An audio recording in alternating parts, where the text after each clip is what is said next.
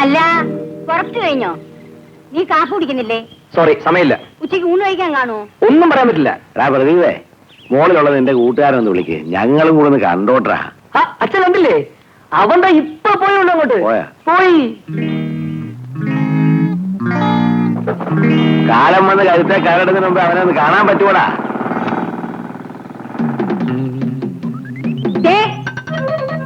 ഇങ്ങോട്ട് വന്നേ. അങ്ങോട്ട് നോക്കിയേ. ഇങ്ങോട്ട് നോക്കാൻ.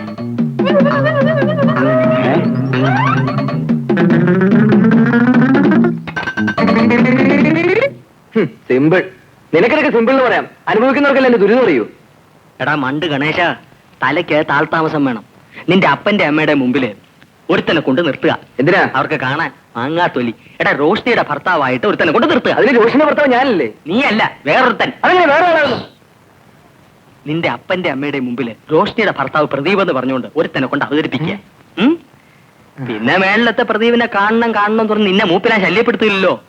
നിനക്ക് രാത്രി ഏണി വഴി കയറുകയും രാവിലെ ഇറങ്ങുകയും ചെയ്യാം. So simple. ചായ മാറ്റിയടേ. എല്ലാരും കേൾക്കാൻ വേണ്ടി പറയുക, എന്റെ തന്ത എന്ന് പറയുന്ന ഈ മനുഷ്യൻ ഒരു കലാകാരനായ എന്റെ മുഖത്തേക്ക് ചോദിച്ചു, ഇത്രയും കാലം കൊട്ടി നടന്നിട്ട് എന്തുണ്ടാക്കിയെന്ന്. എന്നാ കേട്ടോ, ഉണ്ടാക്കിയിട്ട് തന്നെയാ വന്നിരിക്കുന്നത്. എന്താണെന്ന് വെച്ചാ ഒന്ന് തെളിച്ച് പറ. ഈ 15-ാം തീയതി നിങ്ങളുടെ മകൻ പ്രഭാകരൻ കച്ചേരിക്ക് മൃദംഗം വായിക്കുന്നു. പാട്ടുകാരനായിരിക്കും. തൊക്കടായും ചക്കടയൊന്നുമല്ല, സുപ്രസിദ്ധ ചലച്ചിത്ര പിന്നണി ഗായകൻ ഇന്നസെന്റിന്റെ കച്ചേരിക്ക് കേളകത്ത് പ്രഭാകരൻ മൃദംഗം വായിക്കുന്നു. ഗുരുവായൂരപ്പ, എന്റെ പ്രാർത്ഥന ഫലിച്ചു.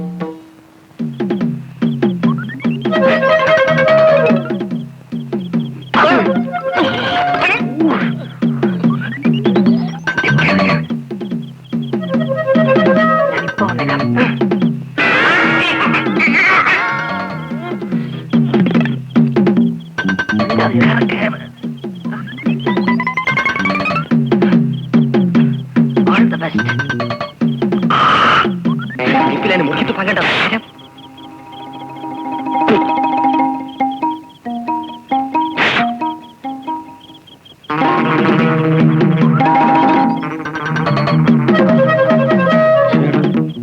ഇതെങ്ങനെ ഇവിടെ വന്നത്? ഞാൻ നിങ്ങളോട് പറഞ്ഞതാ ഈ വേണ്ടാത്ത പണിക്ക് പോണ്ടാന്ന്. സുഭദ്ര, ഞാൻ വേണ്ട വേണ്ട, ഈ ഏണി എടുത്തോണ്ടൊന്ന് അപ്പുറത്ത് വെച്ചേ. ഈ ഏണി നമ്മക്കൊരു പാരയാകുന്ന ലക്ഷണമാണ്.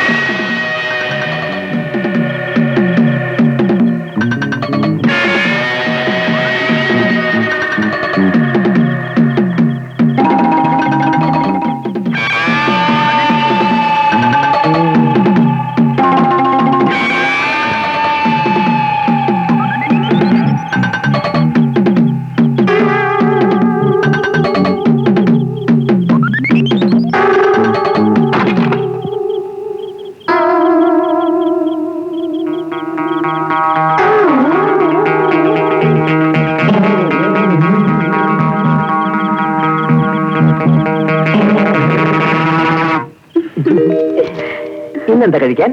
കഞ്ഞിയും പയറും. കഞ്ഞിയും പയറും. സാമ്പാറ്, അവിയല്, പപ്പടം, പുളിശ്ശേരി, പായസം, ഇതെല്ലാം കൂട്ടി എനിക്ക് നൂണ് കഴിക്കണം. എന്നാ നമുക്ക് ഏതെങ്കിലും ഹോട്ടലിൽ പോവാം. അത് ശരിയാവില്ല. എനിക്ക് നിന്റെ കൊണ്ട് തന്നെ ഉണ്ടായി കഴിക്കണം. ഇന്നെന്താ ഇത്ര നിർബന്ധം? ഇന്നെന്റെ പിറന്നാളല്ലേ? അയ്യോ, എന്നിട്ടെന്താ എന്നോട് പറയാഞ്ഞേ? ഞാനിപ്പോഴും ഓർത്തത്. അയ്യോ, അതിന് സാധനങ്ങളൊക്കെ വാങ്ങിക്കണ്ടേ? എന്താ വേണ്ടെന്ന് വെച്ചാ ലിസ്റ്റ് കൊടുത്താ എവിടെ ഉണ്ടെങ്കിലും സാധനം ഞാൻ ഓൾറെഡി ഇവിടെ എത്തിക്കും.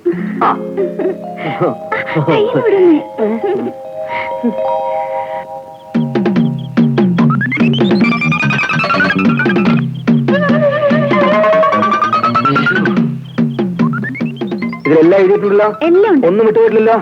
ആ മോള് നേരെ അടുക്കളയിലേക്ക് കയറിക്കോ, ഞാൻ സാധനങ്ങളുമായിട്ട് ഇപ്പൊ എത്തിയേക്കാം.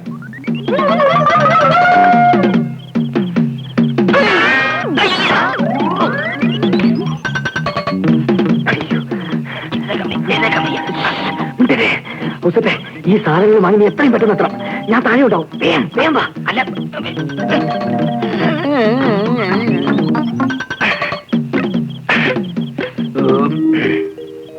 രാവിലെ പോയാ പോരെ മോനെ? പോരമ്മേ, നമ്മുടെ ഉരുപ്പടികൾ നമ്മൾ തന്നെ സൂക്ഷിക്കണ്ടേ? ഇപ്പോഴത്തെ കാലത്ത് ആരും വിശ്വസിക്കാൻ പറ്റില്ല. അതും ശരിയാ. രാത്രി ആദ്യം ഉറക്കമൊഴിയാതെ സൂക്ഷിക്കണം. ഇതാര് പ്രദീപനോ? അതേടാ കൊച്ചു പ്രദീപേ. അമ്മേ ഇത് മനസ്സിലായി. മനസ്സിലായി. മോളിലെ എവിടെ കാണട്ടെ? ഇനി ചത്താലും തിരക്കേടില്ല. ഇയാളെ മുഖം ഒന്ന് കാണാൻ സാധിച്ചു. അപ്പൊ ഹൗസിന് ഒരു കുഴപ്പമില്ല, എല്ലാ സൗകര്യവും ഉണ്ട്. ഞങ്ങൾ രണ്ടുപേരുടെയും പേര് ഒന്നായതുകൊണ്ട് കൺഫ്യൂഷൻ ഒഴിവാക്കാൻ വേണ്ടി കൂട്ടുകാർ ഇവനെ കൊച്ചു പ്രദീപെന്നും എന്നെ പ്രദീപ് അണ്ണാന്നുമാണ് വിളിക്കാറ്. എന്നാ പ്രദീപണ്ണം വാ, നമുക്ക് അങ്ങോട്ടിരിക്കാം. ഇവ മേളിലെത്തിയിട്ട് വേണം ഭക്ഷണം ഉണ്ടാക്കാൻ. റോഷിനി കാത്തിരിക്കുക. മോൻ ആദ്യം മോളിൽ കൊണ്ടുവന്ന് കൊടുക്ക. അവൻ ഇവിടെ തന്നെയല്ലേ താമസം. സംസാരിക്കാൻ ഇനിയും സമയമുണ്ടല്ലോ. ഞാൻ ഇറങ്ങട്ടെ അമ്മ. ആ എടാ കേപ്പി, നിന്റെ ഈ കൂടുതൽ ഉറക്കൊഴിഞ്ഞുള്ള ബിസിനസ് ശരീരത്തിന് ദോഷം ചെയ്യും. അങ്ങനെ പറഞ്ഞു കൊടുക്കുമോനെ. ഞാൻ പോട്ടെ. വയ്ക്കോ, ഞാനും പോട്ടെ അമ്മേ.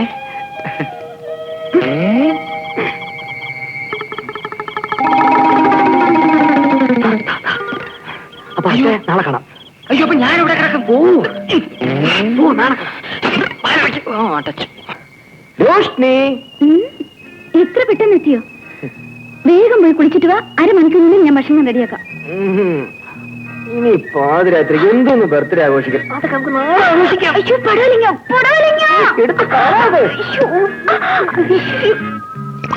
പൈപ്പ് തുറക്കുന്നവനെ അടയ്ക്കാൻ അറിയാൻ പാടില്ലേ?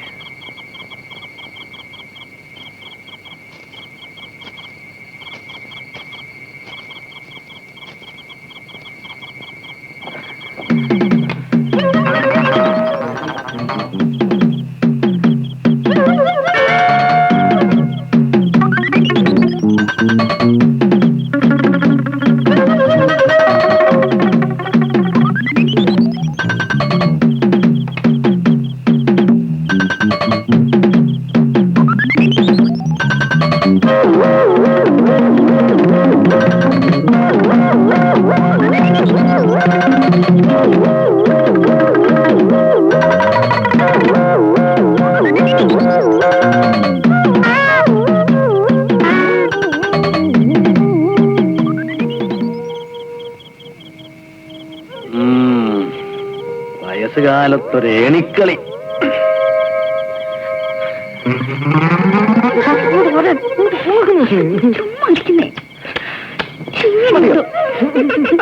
മഞ്ഞ തന്നെ നിർത്തിയിട്ടാണ് മേളി മദനോത്സവം താഴെ കൊട്ടും.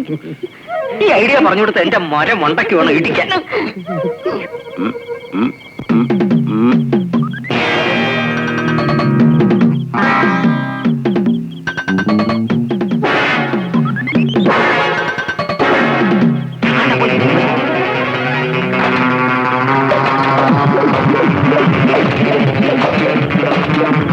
ഈ വയസ്സുകാലത്ത് ഞങ്ങൾ പ്രാന്താണ്. ഞാൻ ഊളം പറക്കൊണ്ട് ആരുമില്ലേ?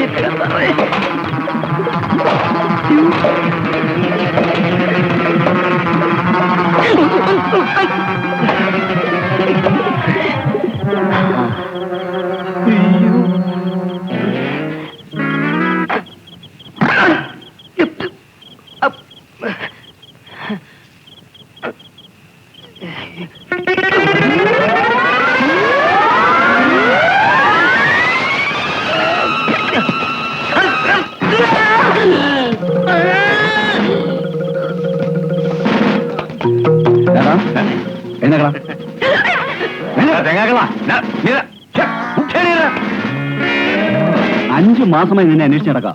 ഇപ്പഴല്ലേ പറ്റിയിട്ട്?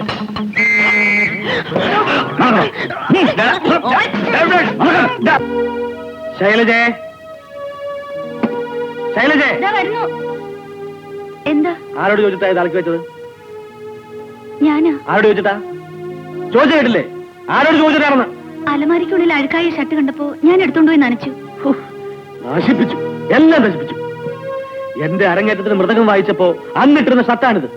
അന്നത്തെ ആ വിയർപ്പിന്റെ മണം പോലും കളയാതെ സൂക്ഷിച്ചു വെക്കണം ജീവിതകാലം മുഴുവൻ എന്നുള്ളതായിരുന്നു എന്റെ ആഗ്രഹം. ഗാന്ധിജിയുടെ വടി, നെഹ്റുവിന്റെ പേന, MGRന്റെ കന്നഡ, പാലക്കാട്ട് മണിയുടെ മൃദംഗം, അതുപോലെ സൂക്ഷിച്ചു വെച്ചതാണ് ഈ ഷർട്ടും. എന്റെ ആ സ്വപ്നങ്ങൾ മുഴുവൻ കേവലം ഒരു കെട്ട സോപ്പ് കൊണ്ട് നീ കഴുകിക്കളഞ്ഞല്ലോടി പെണ്ണെ. നീ എന്ത് ചെയ്തു, എങ്ങനെ ചെയ്തു എന്ന് എനിക്കറിയണ്ട. ഇത് പഴയതുപോലെ അഴുക്കാക്കി അതേ വിയർപ്പിന്റെ സുഗന്ധത്തോടെ എവിടെ ഇരുന്നോ അവിടെ കൊണ്ട് വെക്കണം. ഇല്ലെങ്കിൽ അറിയാം ഞാൻ ആരാണെന്ന്. എന്ത് സുഖമാണെന്നോ എനിക്ക് രാത്രി നടക്കാൻ. അതെ അതെ. ഇതൊരു എക്സർസൈസ് ആടി. പക്ഷെ എനിക്കിതൊരു രോഗമാണ്. നാട്ടിൽ നിന്ന് അപ്പച്ചന്റെ അമ്മച്ചിയുടെ കത്ത് വന്നു, നമ്മുടെ കല്യാണം ഉടനെ നടത്തി തരാമെന്ന്. അപ്പൊ നീ മതവും മാറിയോ? ചുമ്മാതല്ല മുഖം മൂടി വെച്ചത്. ഇതുപോലെ ആരെയോ പറ്റിക്കാനായിരുന്നു. എങ്ങനെ അറിയാം നാട്ടിൽ എവിടെല്ലാം ഭാര്യമാരുണ്ടെന്ന്? അപ്പൊ ഇതുവരെ അല്ല എന്താ ആലീസേ. അമ്മാവാ, ഒരബദ്ധം പറ്റിയതാ. സത്യമായിട്ടും റോഷ്നിയുടെ ഭർത്താവ് ഞാനല്ല. ഞാനൊരു നാടകം അഭിനയിച്ചതാ. അമ്മാവന്റെ കള്ളമൊന്നും പറയാൻ നോക്കണ്ട. ആ പാവം പെണ്ണിനോട് ഓവർ ടൈം ഉണ്ട്, വേറെ പണിക്ക് പോവാണ് എന്നൊക്കെ പറഞ്ഞിട്ട് നിന്റെ പണി ഇതായിരുന്നല്ലടാ. അവൾ അറിഞ്ഞാലേ നിന്നെ ചൂലെടുത്തടിക്കും. ഒരു കാര്യം ചെയ്യും. എന്താ? താൻ പോയി പറഞ്ഞോ, ചൂലിട്ട് തനിക്കായിരിക്കും അടി. ഒരു വീക്കേം തരും. ഇത്രയും കഴിവുള്ള നീ അവളെ പറഞ്ഞു തിരിച്ച് എന്നെ തല്ലു ഒള്ളിക്കും. തല്ലുകൊള്ളേണ്ടത് എന്റെ മോനാ. ഇങ്ങോട്ട് മാറിയില്ല. എന്റെ മക്കൾ നിന്നെ പോലെ അലവലാകളല്ലടാ. അത് പിന്നെ അവിടെ പ്രവൃത്തിയായിട്ടല്ല അറിയാം. ആവശ്യമുള്ളപ്പോ ചോദിക്കാം, അപ്പൊ തന്നാ മതി. എന്താ എന്താ എന്താ എന്താ എന്താ ഇത്? മോര്. മോൻ എനിക്ക് ഇഷ്ടമല്ല. ഞാൻ മോര് കൂട്ടി കഴിക്കില്ല. 1000 പ്രാവശ്യം പറഞ്ഞിട്ടുണ്ട്. പിന്നെന്തിനാ ഇവിടെ കൊണ്ട് വെച്ചത്? വേണമെങ്കിൽ കഴിച്ചാ മതി. വേണമെങ്കിൽ കഴിക്കണോ വേണ്ടേ കഴിക്കണോ ഞാൻ തീരുമാനിക്കും. മനസ്സിലായോ? എന്നെ ഭരിക്കാനൊന്നും വരണ്ട.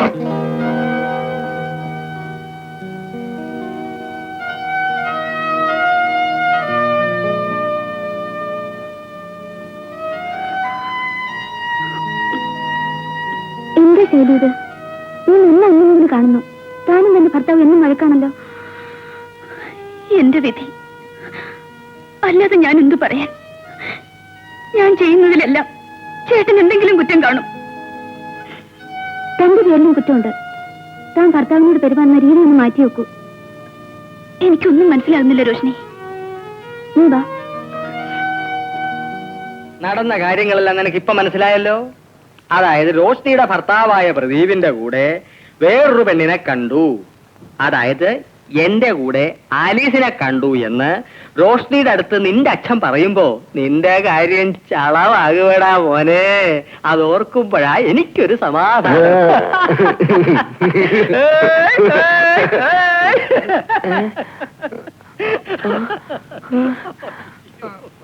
അയ്യോ,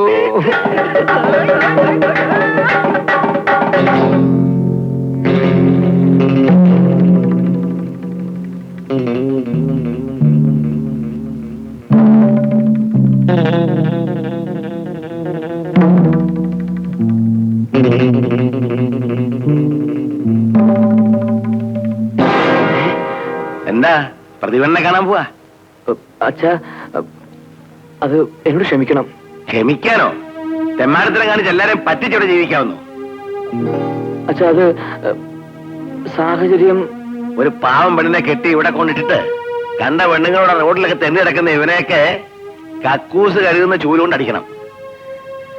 അപ്പൊ അച്ഛൻ റോഷ്നിയെ കണ്ടില്ലല്ലേ? നീ കൂടെ വട്ടം വിചാരിച്ചിരിക്കായിരുന്നു. അപ്പൊ നീ കൂടെ അറിഞ്ഞുകൊണ്ടുള്ള കളിയാണല്ലേ?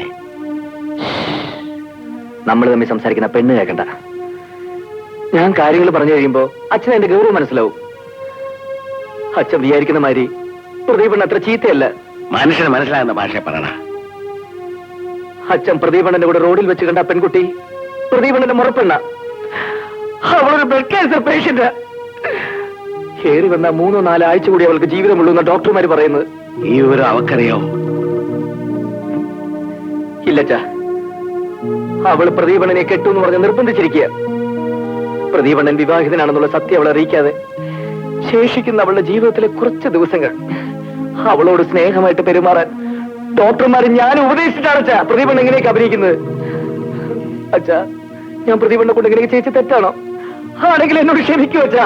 എനിക്ക് മാപ്പ് തരൂ. നീ അച്ഛനേക്കാ വലിയവനാടാ. ഞാനോട് മാപ്പി ചോദിക്കട്ടെ? കേവലം ഒരു സുഹൃത്തിന് വേണ്ടി എന്റെ അച്ഛൻ പോയി മാപ്പി വയ്ക്കേ? വേണ്ടച്ചാ, അച്ഛന് വേണ്ടി മകൻ മാപ്പി വയ്ക്കും. ആ എടാ മോനെ, ദുഃഖിച്ചിരിക്കുന്ന അവനെ പോയി ഈ സമയത്ത് ശല്യപ്പെടുത്തണോ? ഈ സംഭവം നമുക്ക് ഇവിടെ വെച്ചങ്ങ് മറന്നേക്കാം. വാ. ഈ കാലിലാണ് ഏണിയും നീ വല്ലതും പറഞ്ഞോ? ഒന്നുമില്ലേ.